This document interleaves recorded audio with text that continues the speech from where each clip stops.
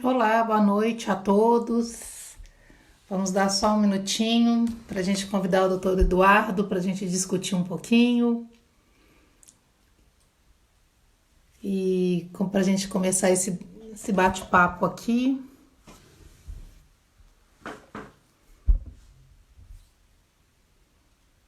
Acho que a gente já pode iniciar. Vou iniciar antes de chamar o Eduardo. Eu vou iniciar só para apresentar. Nós somos do Grupo Brasileiro de Câncer de Cabeça e Pescoço. Eu sou presidente do grupo. A gente criou esse grupo há 3 anos com o objetivo de integrar as especialidades de câncer de cabeça e pescoço em 4 missões principais. A primeira missão é a educação continuada, que é isso que a gente faz nos congressos, nos cursos, nos web meetings. A segunda missão é dar suporte ao paciente e à sua família. E nisso a gente já criou alguns livros, já traduziu alguns livros, já fez algumas parcerias. A terceira é pesquisa, então nós temos um grupo de pesquisa forte em câncer de cabeça e pescoço. Esse grupo ele é dentro do LACOG, que é o Grupo Latino-Americano, Cooperativo Latino-Americano de Pesquisa. E o quarto é a conscientização da população. Essas lives elas entraram no programa do GBCP, do Grupo Brasileiro com Câncer de Cabeça e Pescoço, justamente no sentido de educação continuada, mas também num linguajar técnico, mas também acessível para paciente, para família, para o cuidador. Então, eu vou convidar o doutor Eduardo aqui para entrar, para participar aqui com a gente. O nosso tema hoje vai ser os cuidados odontológicos, o suporte odontológico durante o câncer de cabeça, durante o tratamento do câncer de cabeça e pescoço. Então, deixa eu só ver aqui, Eduardo. Só um minutinho. Eu não tô achando o Eduardo aqui. Eduardo, achei. Então, hoje nós vamos discutir um pouquinho aqui. Ai, Olá, hoje, boa noite, né, Eduardo? tudo bem? Boa noite. Obrigada pela honra de estar aqui conversando com a gente um pouquinho sobre câncer de cabeça e pescoço, Não, os cuidados. sou eu quem agradeço o convite, me posicionar melhor aqui. Eu que agradeço o convite, a oportunidade de estar com vocês, um grupo tão legal e só tenho que agradecer a oportunidade. Obrigado, Aline. Então, antes de você entrar, a gente estava conversando, eu estava explicando um pouquinho o objetivo do grupo, né? Que é tanto no objetivo de educação continuada, mas também para dar suporte ao paciente. Então, a gente dá ao cuidador, orientar um pouquinho tudo isso. Uhum. Então, e essa live hoje é para a gente discutir sobre o suporte odontológico. Mas antes da gente começar, eu queria que você se apresentasse. Eu não vou te apresentar assim. Eduardo é uma pessoa que, dentro da oncologia, assim, super, super respeitado. Um cirurgião dentista que tem uma carga de experiência muito grande. Mas eu queria que você se apresentasse, né, toda a sua Uhum. experiência aí, traz para a gente antes da gente começar esse bate-papo. Tá bom, claro. Obrigado pelas palavras. Na verdade, assim, isso traz um pouco da minha história, da minha trajetória, da minha longa já, né? Então já foi, na verdade, desde a minha graduação, quando eu era aluno da graduação ainda na Unicamp, que eu estudei lá, eu sempre me interessei por essa área, então eu fui fazer iniciação científica, estágios em serviços em departamentos relacionados a patologia, estomatologia, semiologia. E isso fez com que, mesmo durante as iniciações científicas, eu começasse a atender em alguns hospitais como estagiário e entender como é que funcionaria o dentista dentro de um hospital. Então, ao longo do tempo, essas coisas foram ficando muito maduras dentro de mim, assim, que não é comum, na verdade, no cirurgião dentista que tá se formando, né? A gente, de maneira geral, o dentista não tem essa formação, essa possibilidade de formação, né? Nós somos muito formados para as áreas técnicas da odontologia mesmo e pouco para essas áreas que tem o intercâmbio mais com multidisciplinar ou com a medicina. E então, logo que eu me formei, eu segui fazendo mestrado e doutorado nessa área. Então, fiz mestrado lá no Unicamp, doutorado na Camargo em oncologia. E sempre, na verdade, trabalhando em alguns hospitais, seja como estagiário, seja trabalhando.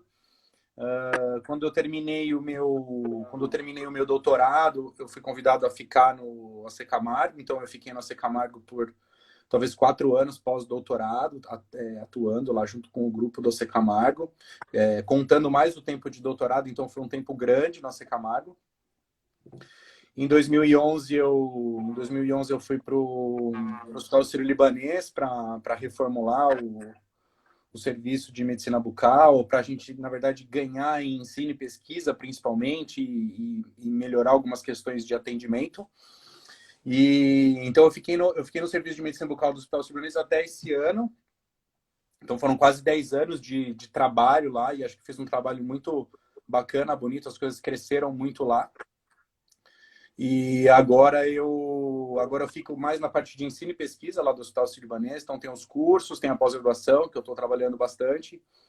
E já faz algum tempo também que eu estou muito próximo da MASC, da ISO, como participante mesmo. E há um tempo atrás eu me tornei membro do board dessa... O que é MASC para o pessoal entender, né? MASC, isso. Uhum. A MASC é uma sociedade internacional. Ela é multidisciplinar, ela inclui todas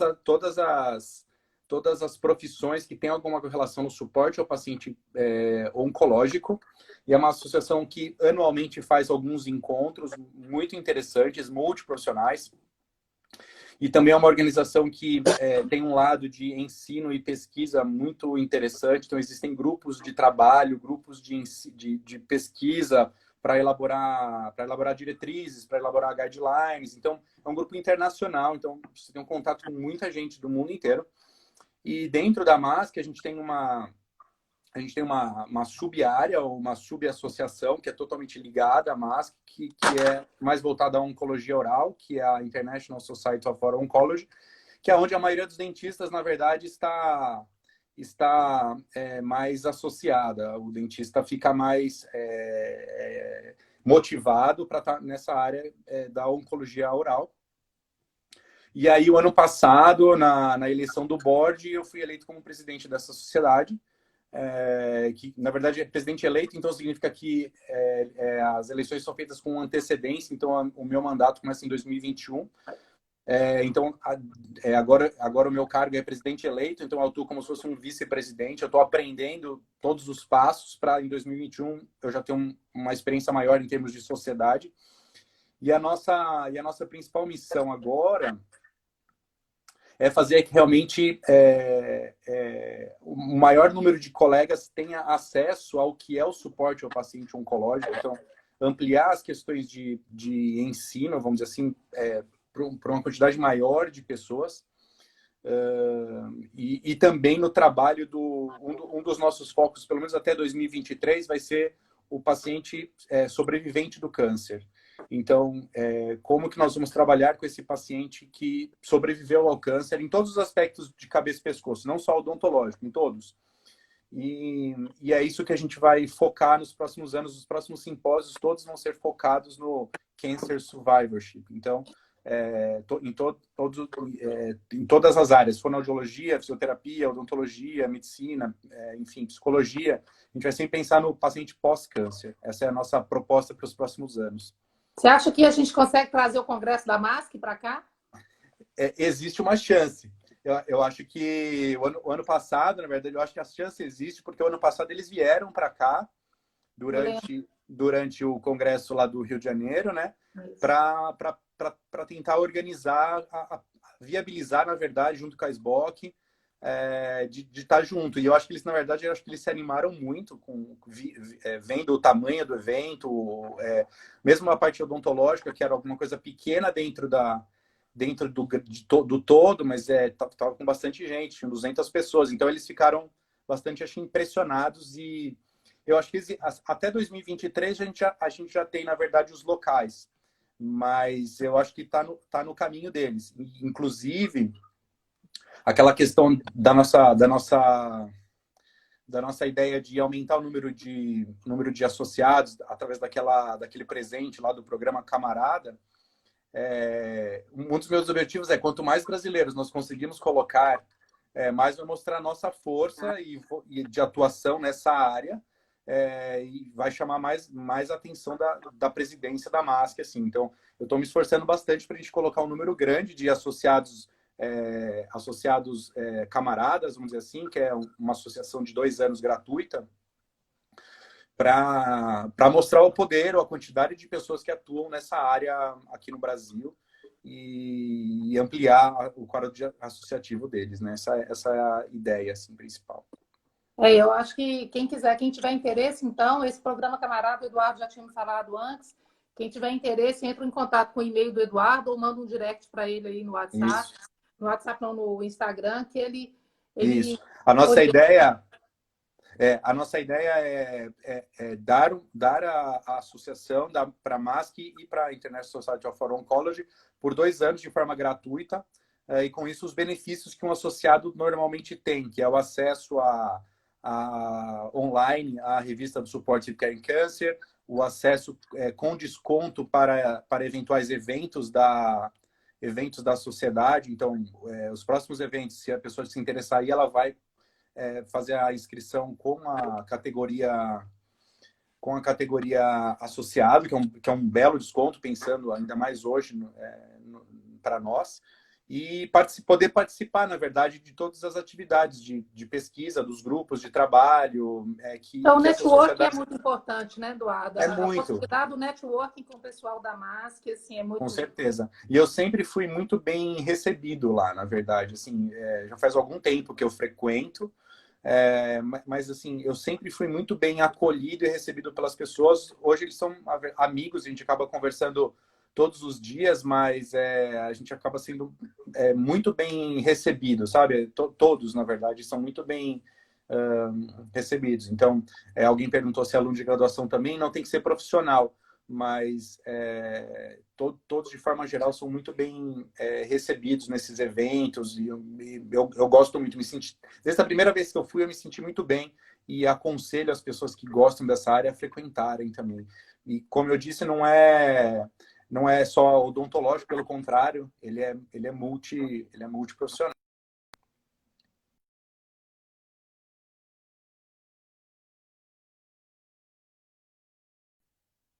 Tá. Voltou? Tinha travado aqui. Voltou. Eu não sei se eu já te contei, mas ao longo da minha vida eu já ganhei alguns grants, né? 4 foi da MASC. Uhum. Lá foi um grant de congresso, para eu ir para o congresso em 2004 em Toronto. Eles me deram... Ai, que legal. Então, vale a pena. A MASC tem essas coisas de dar grant, de dar algum prêmio, e isso realmente vale a pena. É muito motivador. O ano passado, uma aluna minha, ex-aluna até, já concluiu a pós-graduação comigo, mas ela recebeu, ela mandou o projeto de pesquisa dela, o trabalho dela, e eles pagaram a ida dela, e foi fantástico, foi muito legal. Exatamente. Então, vamos lá. Então, já discutimos MASC, já discutimos como integrar para a MASC, o presidente eleito, que vai nos ajudar a trazer a MASC aqui para o Brasil, o Congresso da MASC. É isso aí. E eu queria a gente começar... uma das coisas que eu mais falo aqui, todas as lives, todo congresso que eu vou, toda aula que eu vou dar, seja de imunoterapia, seja de quimioterapia, qualquer coisa, eu falo que o ganho maior que um paciente com câncer de cabeça pescoço tem não é somente ter acesso à tecnologia, mas sim ter acesso à equipe multidisciplinar. Então, e o acesso à equipe multidisciplinar, se a gente for colocar os pesos aí, o ganho de uma nova tecnologia, seja robô, seja MRT, eu estou falando em sobrevida, seja com químio, seja com imuno, o ganho de uma equipe multidisciplinar, trabalhando com aquele paciente, é às vezes maior do que qualquer tecnologia dessa. Sem a dúvida. Odonto, ela entra nessa equipe, né? A Odonto, o cirurgião dentista, ele entra. Então, qual que é o papel principal? Onde que você acha, assim, onde que se insere o cirurgião dentista nesse paciente, Eduardo? É só para câncer de boca ou não? É para qualquer um? É, especialmente em câncer de cabeça e pescoço, especialmente câncer de cabeça e pescoço, o dentista tem um papel, acho que diferenciado, porque ele atua desde a possibilidade, na verdade, do diagnóstico, né? Muitas vezes o paciente com o tumor na região da boca, o orofaringe, ele vai passar no dentista, então um dentista preparado, ele tem a oportunidade ou a chance de contribuir desde o diagnóstico desse paciente até o pós-tratamento de reabilitação desse paciente que passou por uma cirurgia extensa ou por um procedimento que agora merece uma reabilitação odontológica, dentária, com próteses. Então, acho que nesse segmento específico, câncer de cabeça e pescoço, o dentista tem um papel muito, muito importante, desde o diagnóstico até a reabilitação. Tem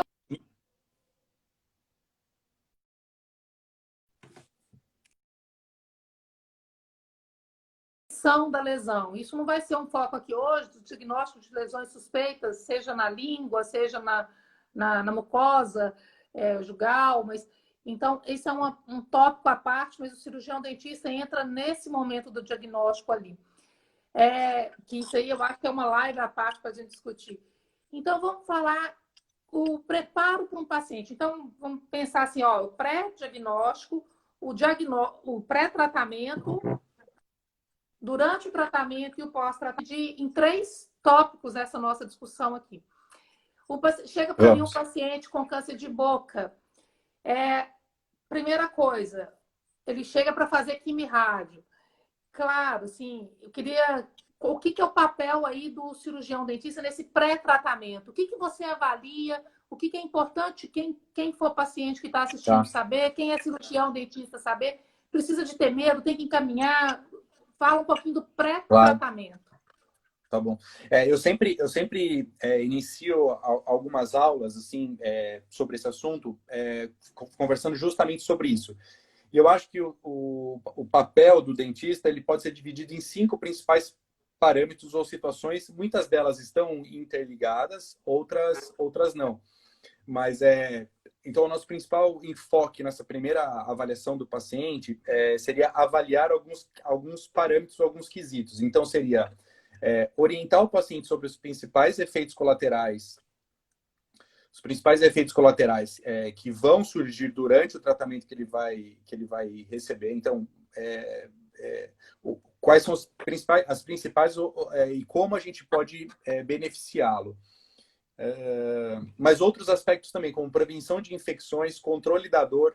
Então, esse paciente ele está com a saúde oral dele em dia, em ordem, ou ele tem lesões na boca que potencialmente podem complicar, lesões que eu digo, doença periodontal, cárie, infecções endodônticas, que podem complicar ao longo do tratamento dele, que ele vai passar aí pelo menos os próximos 2 meses, 3 meses, e isso tem um impacto no resultado do tratamento dele. Então, avaliar esse aspecto de adequação do meio bucal, de cuidados dentários antes de iniciar o tratamento. Algumas questões de manutenção da função oral dele. Então, esse paciente ele usa prótese, ou ele precisa de uma nova prótese, ou para ele iniciar a radioterapia, seria talvez interessante a gente conversar com ele sobre algumas questões de procedimentos reabilitadores pré-tratamento oncológico. Então, tem esses aspectos que são muito importantes. E eu sempre gosto de avaliar também, Aline, algumas questões de qualidade de vida. Então, como ele se encontra agora, através de medidas de questionários, como ele se encontra agora sobre alguns quesitos de qualidade de vida, por exemplo, da saliva, da fala, porque a gente pode medir isso ao longo do tempo com esses mesmos questionários e ver para onde está indo essa queda de qualidade de vida dele e de alguma forma poder contribuir para ele sobre isso. Esse paciente que vai fazer quase sempre quimio ou radioterapia, ele precisa entender que o procedimento odontológico pré-radioterapia, muitas vezes ele é essencial o pós-radioterapia. Porque se a gente faz um planejamento adequado da boca dele, algo que é bastante tranquilo de ser realizado pré esses procedimentos, pós pode ser muito difícil ou até mesmo impossível ou muito inseguro de se realizar, como, por exemplo, alguns tipos de próteses sobre implantes. Então, se a gente tiver possibilidade de planejar essa reabilitação, ou a adequação dessa boca desse paciente pré-radioterapia, tudo se vai melhor, vamos dizer assim. Tá, e a Olivia é uma nutricionista, ela é membro fundadora também do GBCP. Uhum. Olivia está nos perguntando qual questionário de qualidade de vida que você usa e se você aplica ele no momento durante ou pós-tratamento. Eu acho que sim. Eu sempre procuro aplicar no início do tratamento, na metade do tratamento e ao término do tratamento, pelo menos. E aí, tendo a possibilidade, eu também faço 6 meses depois e 1 ano depois. Eu já tenho quase 200 desses questionários feitos com pacientes nesses grupos. Fora de estudo clínico? Oi? Fora de estudo clínico? Não, em um estudo, na verdade. Em um estudo. Eu tenho uns 200 desses pacientes. Então, a gente pode usar o questionário de Washington, que é bem comum de usar, mas eu gosto de usar um que é o OHIP14, que é específico para oral health, e tem o da EORTC, que também complementa o outro, na verdade, e que acho que são fáceis do paciente, como é que chama? A validação para o português, então são esses que eu acabo aplicando mais. Do EORTC a gente aplica muito na oncologia, não na prática clínica. No dia a dia, não. São questionários que você vai precisar de 20, 30 minutos para aplicar, então na prática clínica não. Só se for um estudo, todos os estudos trabalham, a maioria das vezes, eu já vi um ou outro estudo mais antigos com o questionário de Washington, mas na oncologia a gente vê muito EORTC. Agora, esse de oral care aí, oral health, eu nunca tinha visto. Ele é uma complementação quase do EORTC, só que ele é mais voltado para as questões assim de saliva, de questões orais mesmo, assim. Então é por isso que eu acabo utilizando ele mais direcionado, assim.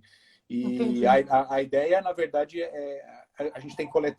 eu tenho coletado as informações clínicas desse paciente, aspectos odontológicos dele. A gente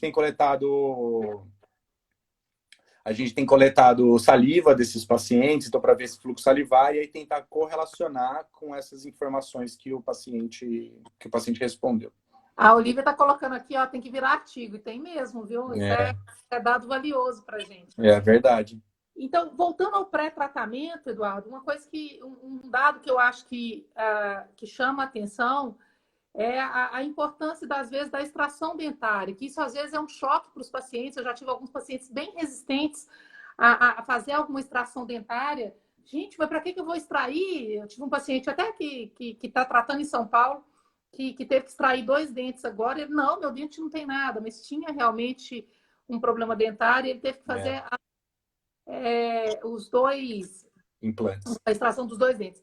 E eu te pergunto assim, isso é a rotina, né? Porque a gravidade por exemplo, de uma radionecrose, se você não tem uma saúde dentária, não sei como é que vocês chamam, né? Esse termo assim, ok, você tem uma maior possibilidade de radionecrose. Você sabe que esse é um assunto muito sensível, Aline, porque assim, a gente recebe um paciente que acabou de receber um diagnóstico de câncer ou acabou de fazer uma cirurgia super mutiladora para fazer uma avaliação com a gente. E aí ele chega no dentista e o dentista fala que depois de toda essa questão psicológica e até física que ele sofreu recentemente, vai lá o dentista e fala que ele vai ter que sofrer outra mutilação, outra perda, que é a dos dentes, e muitas vezes a perda dos dentes vai refletir numa impossibilidade de usar a prótese que ele usava, ou numa perda maior, porque esse dente faz parte de uma estrutura, de uma prótese. E isso tem um impacto psicológico, mas um impacto funcional também muito grande. Então, é algo que a gente tem que ter muita sensibilidade em como lidar com esse assunto com o paciente, porque, tecnicamente, para o dentista, extrair um dente faz parte da rotina e vamos. Agora, para esse paciente, que sabe que ele está ainda no início da jornada de tratamento, que está passando por um processo mutilador, que ele sabe que ele vai passar por outros tratamentos ainda intensos, como quimio-radioterapia.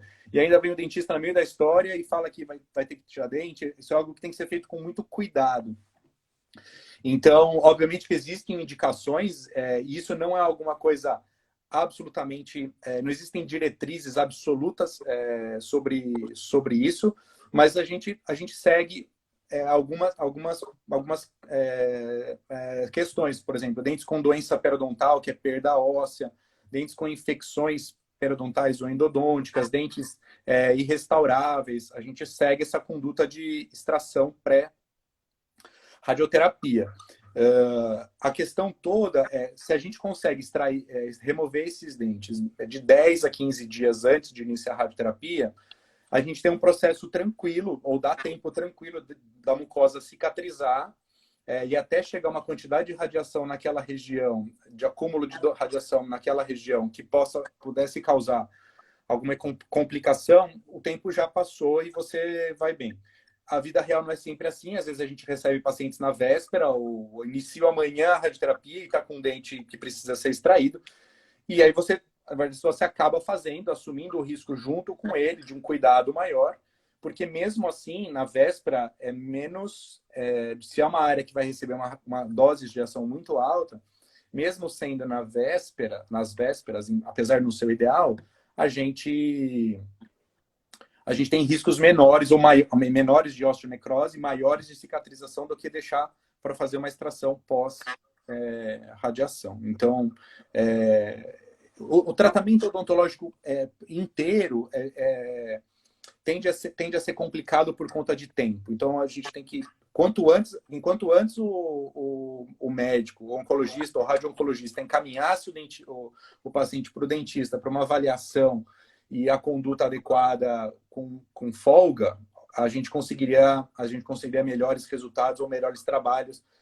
Muitas vezes a gente já conseguiria planejar alguns tipos de reabilitação, de tirou o dente, faz os implantes para reabilitar de maneira adequada pós. Então, o tempo seria muito, muito importante. Agora, uma outra coisa, Aline, que sim, faz parte dessa resposta também, que é uma das coisas que eu tenho mais trabalhado atualmente, ou visto trabalhar, é em educar o dentista a essas questões. Porque a minha classe, de maneira geral, não está habituada ou preparada para receber esse paciente. Então, obviamente que existem profissionais que se preparam, gostam. Então, tem a Luciana aí com você, eu tô aqui, eu gosto. Aí, Ela é uma fofa, né? Então, assim, óbvio que temos alguns, mas a rotina, o geral dos dentistas, não entende nem o que significa a radioterapia, ou o que vai significar para o paciente essa radioterapia. Então, parte do que a gente tem que fazer atualmente é em educar o dentista ao que significa esses tratamentos médicos e qual o impacto que isso vai ter na nossa rotina, e entender que o que é dose, que a dose vai acumular, como que chega essa dose, qual é o impacto da dose no tecido mole, no tecido duro, com algumas compreensões que fazem muita diferença. E parte do erro do dentista, às vezes, é por não compreender o tratamento que o paciente está fazendo ou vai fazer. Isso, eu acho que é importante a gente reforçar isso que você acabou de falar. No momento que o paciente chega, seja para o oncologista, para o cirurgião ou para o radioterapeuta, geralmente a porta de entrada é o cirurgião. A gente tem um grupo aqui, a gente conversa muito isso. A porta de entrada é o cirurgião, sim. Quando ele entrou para o cirurgião, já encaminhar direto para o fonoaudiólogo, para o nutricionista, porque enquanto vai conduzindo a cirurgia, o que for, as autorizações, estadiamento, toda essa equipe multidisciplinar pode atuar de forma profilática. Né? Exatamente. O dentista tem tempo para trabalhar, e é o que você falou, são 10 a 14 dias, pelo menos, né, para o ideal para fazer essa abordagem do paciente, né? Exatamente. Não é só cirurgião dentista, não. Hoje eu estou com um aluno que eu estou mentorando, e esse aluno é lá de Goiânia. E a gente estava discutindo isso, como a atenção primária da medicina não está apta a receber os pacientes oncológicos, a dificuldade de entender um paciente oncológico, né, de dar esse suporte para o paciente oncológico, seja para um vômito, uma diarreia, uma coisa boa. Então, em toda a área, a gente tem que trabalhar muito essa atenção primária. Eduardo, uma outra pergunta que me veio aqui é em relação à questão Nossa, deixa eu ver quanto tempo que a gente tem aqui, só para a gente passar, que a gente está Eu sou metade. a gente O tempo passa voa. rápido. Mas voltando à questão da extração, da radionecrose, do risco, esse paciente extraiu o dente, aí é uma dúvida minha mesmo. Extraiu e você pode reimplantar ali em cima em quanto tempo? Isso tem alguma diretriz, guideline nesse sentido? A implantar um dente ali? Então, se é uma situação, se é uma situação que a gente removeu o dente e não existe uma infecção muito importante ou aguda naquela região, é uma doença periodontal, por exemplo, crônica, e existe um osso remanescente ok ali em termos de volume, atualmente é bastante possível remover o dente e implantar no mesmo momento. Isso pré-cirúrgico, vamos dizer assim, pré-radioterapia, desculpa. Já de imediato?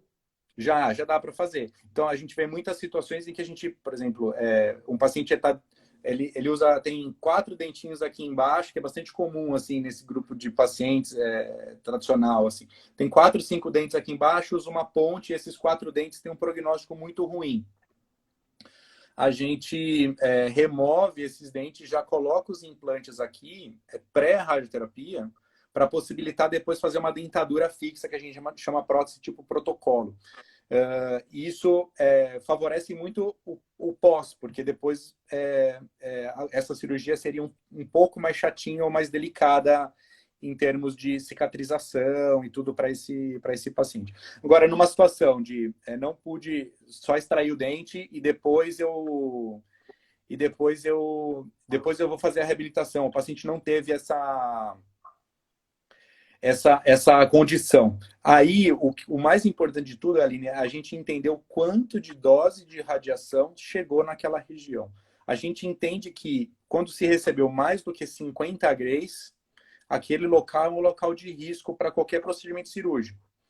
Então, em regiões que recebeu menos do que 50 grays, existe uma certa segurança, com cuidados, é óbvio, mas que é o osso que não está tão menos vascularizado, é um osso que o tecido mole também que não está com muita toxicidade, então a gente pode fazer com mais segurança. Agora, locais que a dose foi maior do que 50 grays, deve ser visto com bastante cuidado essa situação de reimplantar num osso irradiado. As taxas de sucesso do implante são menores.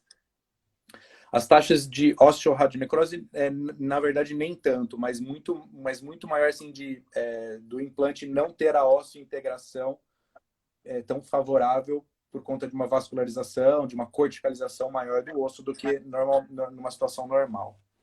A gente tem alguns comentários, eu acho que é importante a gente colocar esse daqui da Silvia, eu acho, que assim, é importante encaminhar para o dentista habilitado, sim, mas é importante o dentista geral, assim, também entender que esses pacientes, você não precisa de ser especialista, tem que ser especialista para indicar, mas o cuidado oral precisa de ser feito, a questão de toda a saúde bucal pode ser feita na saúde básica mesmo. Na Isso, exatamente. Por isso que eu acho que o treinamento do dentista é fundamental para ele compreender aspectos básicos. Ele não precisa querer grandes conhecimentos, mas entender assim, como que funciona a radioterapia, quais são os principais efeitos nos tecidos, quais são os principais efeitos colaterais, como é a jornada do paciente durante o tratamento, Exato. por o que que ele vai passar, o que que vai ser o depois, porque aí Exato. você é esse tipo de conhecimento que falta, sabe? Coisas é, basicamente porque nunca recebeu nenhum tipo de informação. Então, acho que é isso que a gente deveria se atentar mais agora, porque eu entendo que a gente tem que passar por um dentista habilitado, mas principalmente SUS, eventualmente a gente não consegue fazer dessa maneira.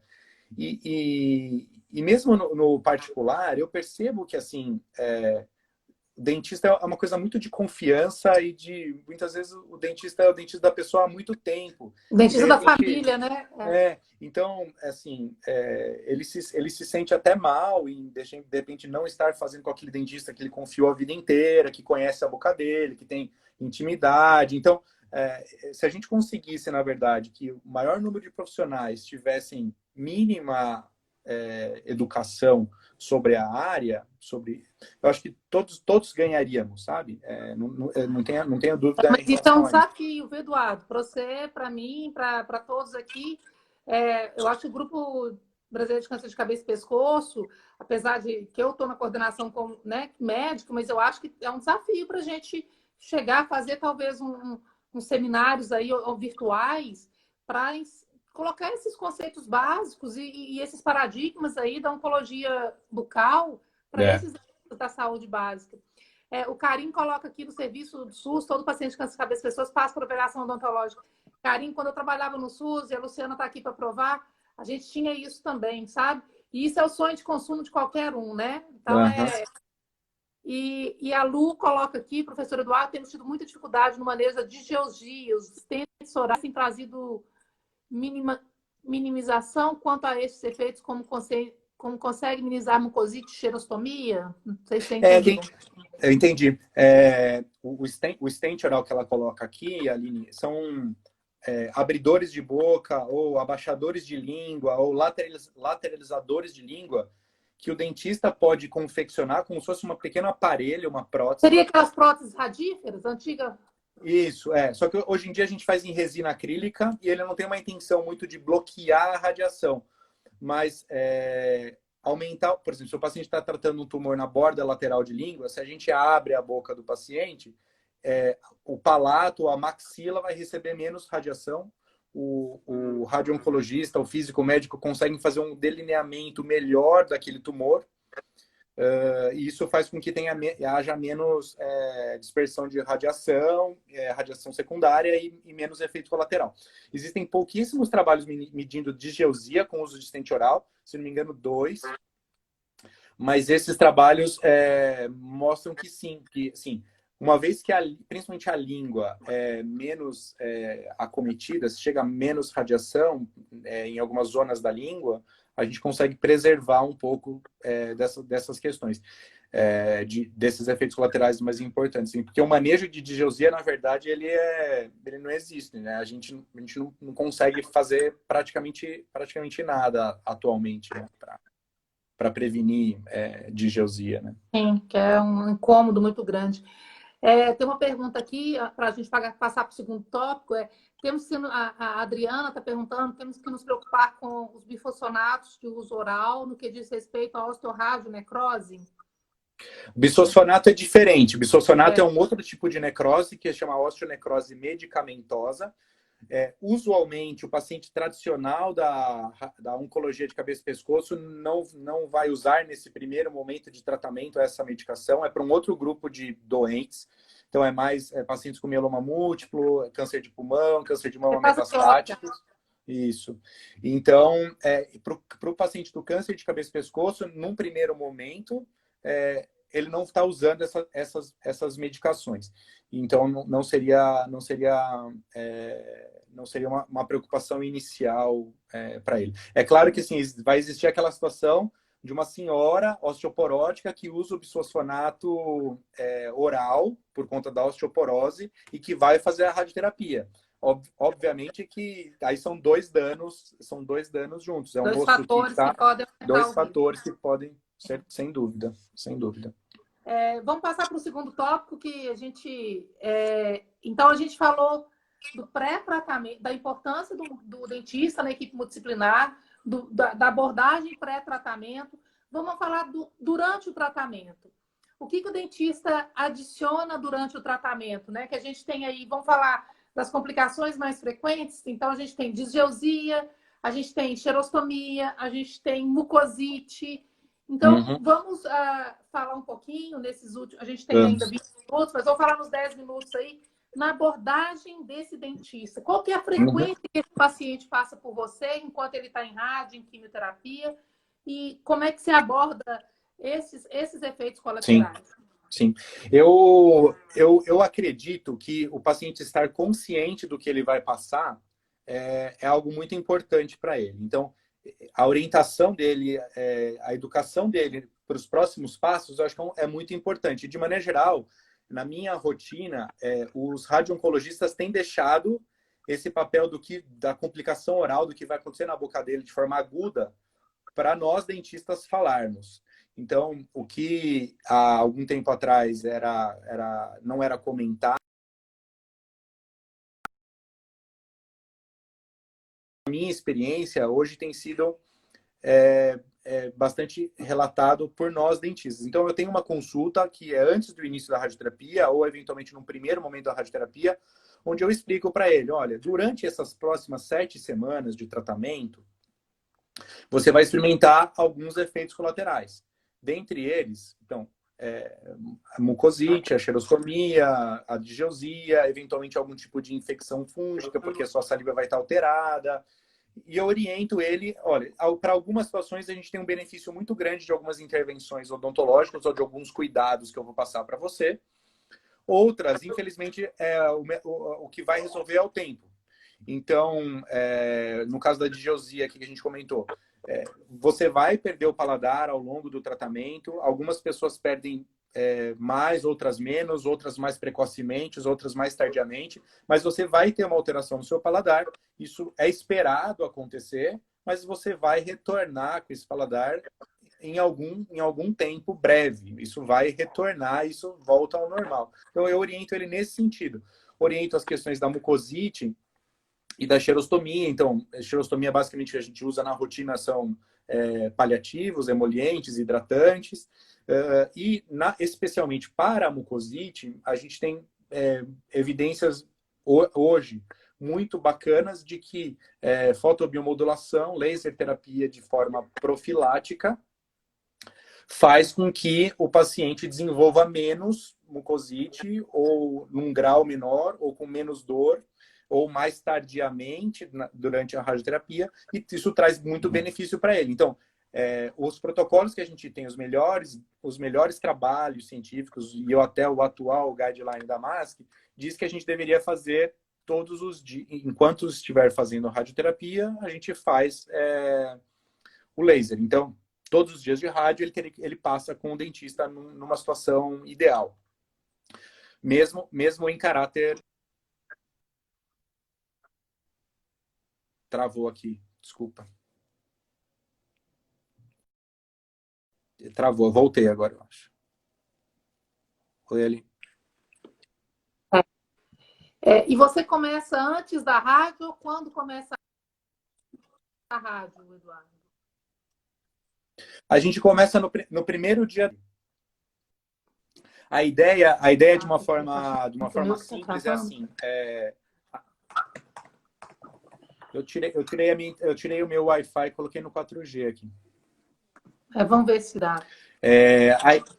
A ideia básica do laser preventivo ou profilático é fazer no dia que começa a radioterapia, porque a gente imagina ou entende que a partir do momento que aquele tecido está recebendo radiação, algum tipo de dano molecular subclínico está acontecendo naquele tecido, e aí o laser passa a ter algum tipo de ação biomoduladora, anti-inflamatória.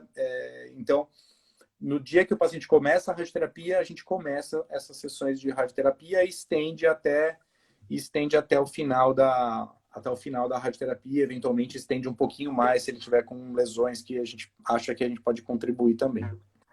O antifúngico, seja qualquer antifúngico, seja oral, um fluconazol ou anistatina, você prescreve profilático? Não, só quando realmente você detecta. Então, isso não é um consenso. Dos profissionais que eu trabalho, até quero saber a sua opinião. Porque, assim, dos profissionais que eu trabalho, principalmente são com oncologistas, alguns fazem junto comigo fluconazol profilático uma vez por semana para esse paciente. Outros não fazem, a gente trata quando necessário.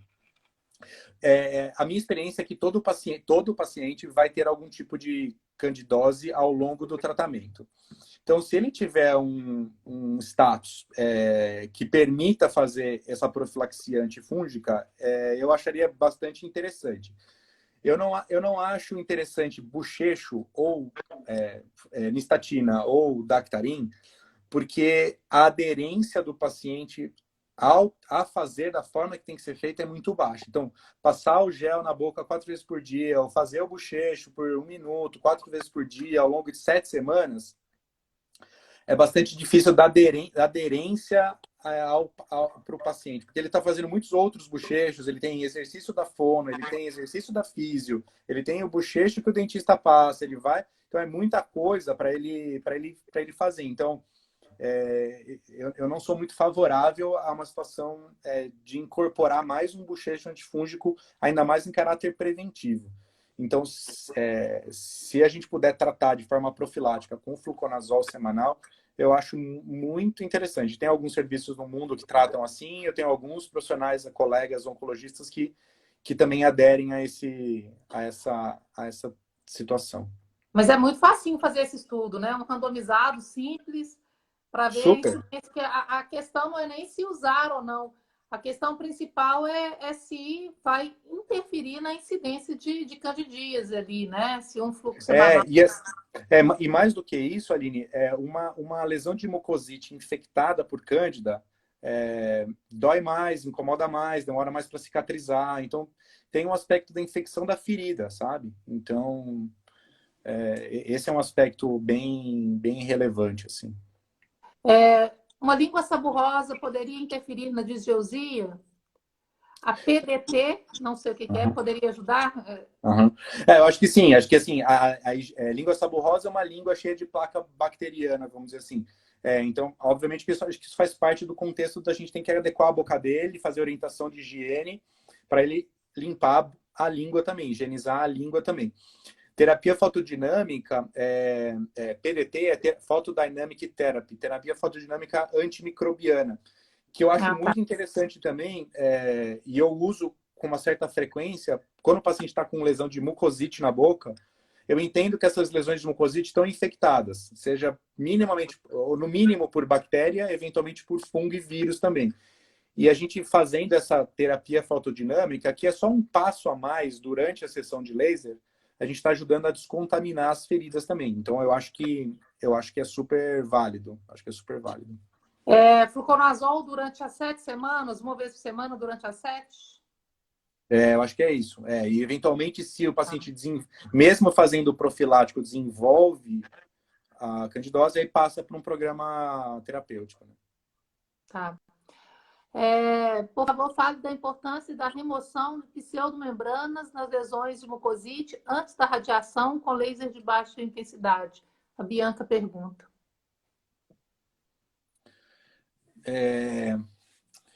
Remoção da pseudomembrana só se for placa relacionada à candidose para você fazer diagnóstico, mas não faço essa remoção.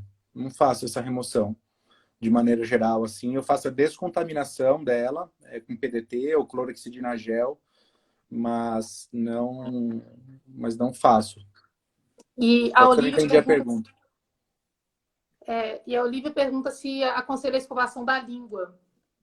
A gente tem que, assim, faz parte assim, na nossa sessão de orientação de cuidados, olha, você vai escovar com esse creme dental, com esse bochecho, você deve escovar a sua língua também, ou higienizar a sua língua e orientar como que faz essa descontaminação.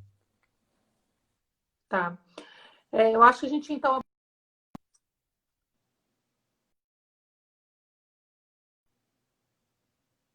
né? Eu gosto de falar do pré, do durante, alguma coisa a mais durante o tratamento que você queria pontuar, Eduardo, que você acha que é importante a gente falar Não, aqui? durante o tratamento, uma coisa que é muito importante, Aline, é que muitas vezes nós, dentistas, se nós estamos nesse processo de avaliar o paciente todos os dias por conta do laser, isso significa que muitas vezes nós vamos ter mais contato com ele do que a equipe médica, porque a equipe médica às vezes vai ver uma vez por semana ou numa queixa mais importante do paciente. Então, a interdisciplinaridade, você entender que existe um momento que, poxa, talvez seja legal me comunicar com o médico por conta disso, acho que é o seu papel.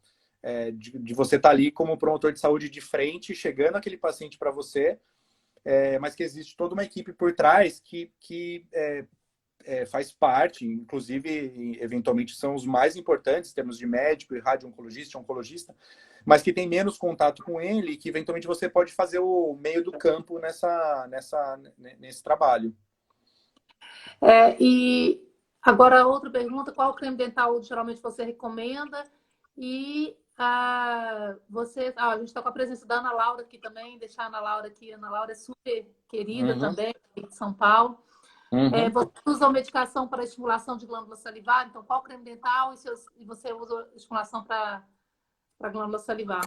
O creme dental, a gente tende a utilizar algum creme dental que não tenha laurilsulfato de sódio para incomodar menos esse paciente, não faça tanta espuma. Tem alguns no mercado, não faço tanta questão em relação, assim, desde que sem lauril, como ela escreveu. Em algumas situações, o paciente com alto risco de cárie, a gente pode eventualmente lançar mão de creme dentais com uma quantidade de flúor maior nesse creme dental, mesmo durante o tratamento, e estender para pós-tratamento também para prevenção de cárie. Certo. E esse estimulante para glândula salivar, vocês chegam a usar? Então, na verdade, sim, tem um trabalho muito bonito da Graziella, da C. Camargo, usando o Betanicol, mas não é uma medicação que, na verdade, a gente utiliza, não é parte da nossa rotina, e até onde eu entendo ou sei, uma vez suspensa essa medicação, a estimulação da saliva diminui também. Então, seria uma medicação que o paciente teria que usar por muito tempo. Então, o que a gente usa, na verdade, são cuidados locais mesmo, de emolientes, hidratantes, que a gente tem, acho que atualmente no Brasil a gente tem, graças a Deus, diferentes marcas, diferentes preços, a gente tem, acho que para todos, assim. Tá. E você tem experiência com sulfato de zinco para disgeusia? Eu acho que essa pergunta, toda live que eu faço aqui, ela aparece. A princípio não existe nenhuma evidência, todos os trabalhos não mostram nenhum benefício de suplementação com zinco para disgeusia, exceto naquele paciente que está deficiente de zinco. Mas fora isso, não tem nenhuma evidência, que faça com que você utilizando vai dar algum benefício para o paciente. Então, passando para pós-tratamento. O paciente chegou em você fez análise pré, extraiu, cuidou da boca, higiene. Durante o tratamento, fez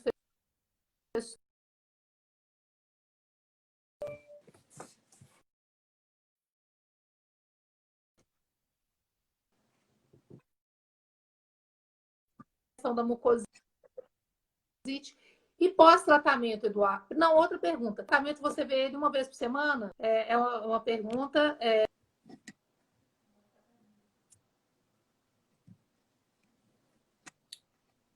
Não estou te ouvindo agora. Você desligou o seu som, será?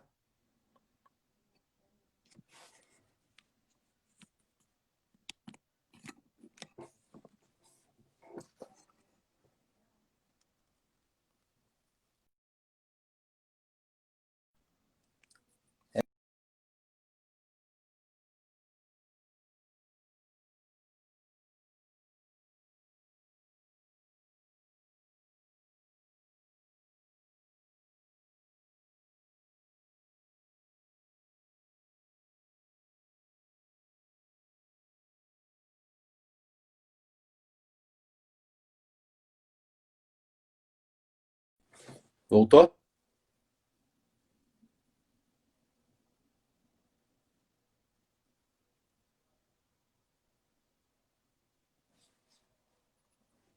Você está me ouvindo? Alguém está ouvindo? Estão me ouvindo? Vamos sair, voltar?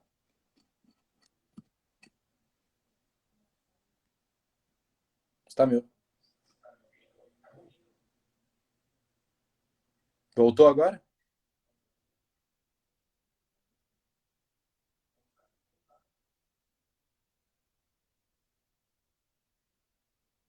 A Aline me ouve?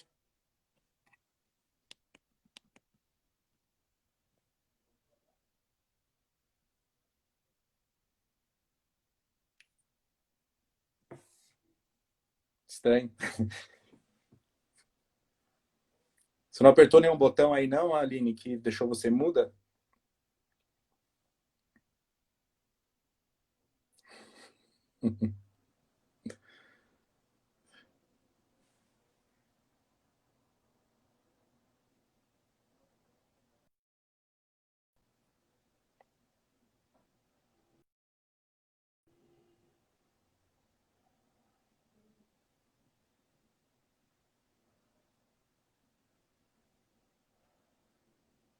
Melhor sair, será?